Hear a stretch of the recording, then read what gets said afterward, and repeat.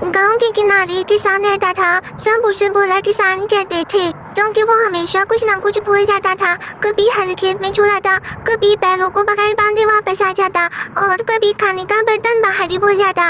उसके शहर में एक खुशहाल मौका भी रहता था जो सिर्फ सुबह जगाने के लिए नहीं बल्कि किसान को याद दिलाने के लिए भी मशहूर था। एक दिन किसान खेत में बैलों के साथ गया। दिन भर काम के बाद वो थका हार आकर वापस आया मगर बैलों को बांधना भूल गया। रात को हवा तेज चलने लगी, बादल गरजने लगे और बैल खेत में घुसकर फसल तबाह करने ही वाले थे कि अचानक मुर्गा जोर से भौंकने लगा। किसान चौंक कर दौड़ा, बैलों को बांधा और मुर्गे को देखकर कहा, आज अगर तुम न होते तो सब कुछ बर्बाद हो जाता। कुछ दिन बाद किसान ने चूजों को दाना डालना भूल गया। नन्हे चूजे उदास होकर एक कोने में बैठ गए। मुर्गा शहर में शोर मचाने लगा और चोंच से जमीन खोदने लगा। किसान समझ गया और फौरन दाना डाल दिया। चूजे खुश होकर खाने लगे और किसान मुस्कुराकर बोला, ये मुर्गा तो मेरा असल मददगार है।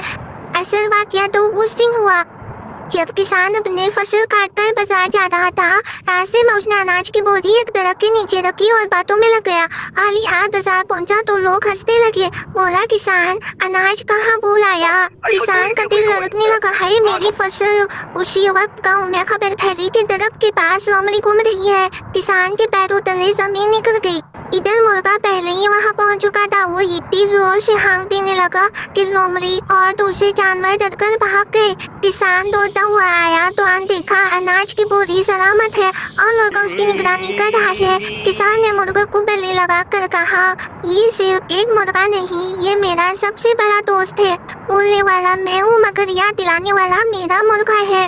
गाँव वाले भी हैरान हुए और कहने लगे, ये मुर्गा सिर्फ पाम देने वाला नहीं, ये तो गाँव का पहरेदार है। ये इंसान को नुकसान में डाल देती है लेकिन होशियारी, याद दहानी और दोस्तों की मदद हमेशा इंसान को बचा लेती है।